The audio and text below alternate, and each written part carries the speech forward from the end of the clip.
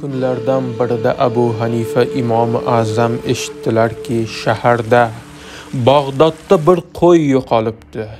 Boqilgan bo'rdoqi qo'yni kimdir o'g'irlabdi. Yonlaridagi kishidan so'radilar, bir qo'y necha yil yashaydi?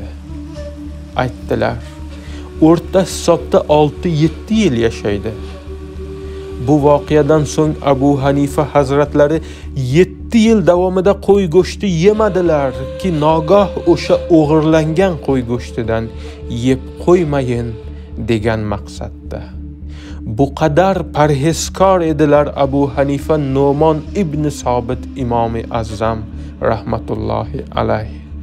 Islom dinining sunniy yo'nalishi Hanafiy mazhabi asoschisi.